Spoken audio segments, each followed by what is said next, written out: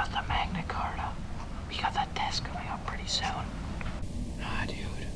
You wanna study after school? Where at?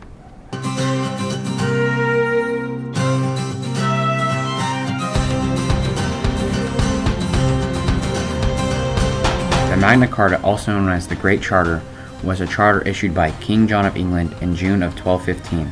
The Magna Carta now serves as the basis for our modern governments because it gives people basic rights to avoid complete dictatorship. What did King John do that drove the barons to revolt? Prior to 1215, when the Magna Carta was written, the Norman invasion of England changed the relationship between kings and nobles. And the nobles felt that their rights were being taken away, and the church was also concerned about the absolute power of the king. And these two things kind of came to a head in 1215 when the nobles banded together with help from the Archbishop of Canterbury, who was the leading church official in England, to make some demands upon the king that he respect their right to what we would call today due process, so that an absolute monarchy would not be possible, which is something that they wanted to avoid if at all possible. So talking about the Magna Carta, how does the Magna Carta reflect earlier English and European efforts to limit power? Just like you said, it limits due process.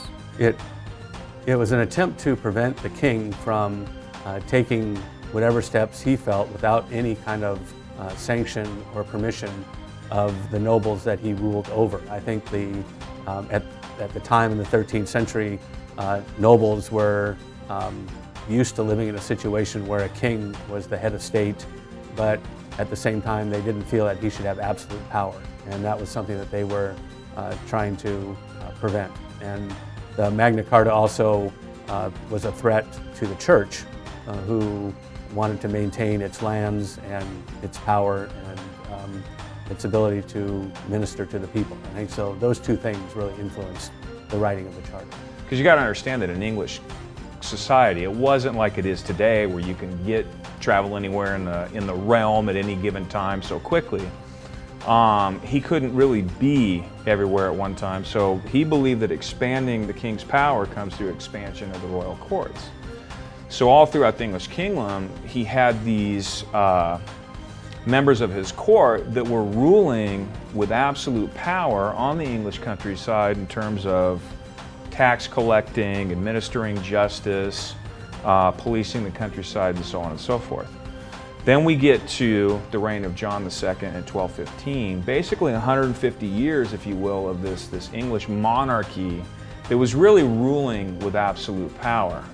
Well, if you look at the Fifth Amendment of the U.S. Constitution, life, liberty, and property cannot be compromised without due process. So, we start with due process in the Magna Carta, 1215.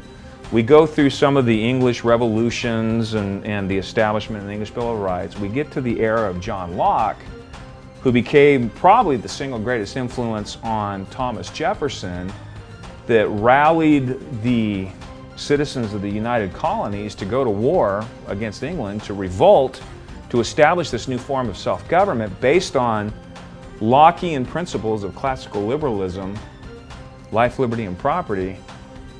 And we really get origins of that in the Magna Carta.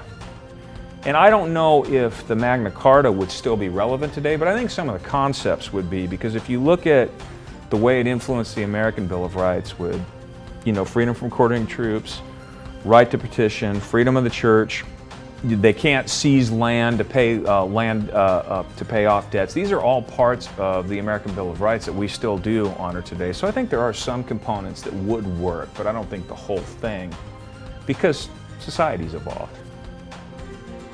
Despite being 800 years old, the Magna Carta has had a major impact on history, extending its ideas to influence modern constitutionalist governments.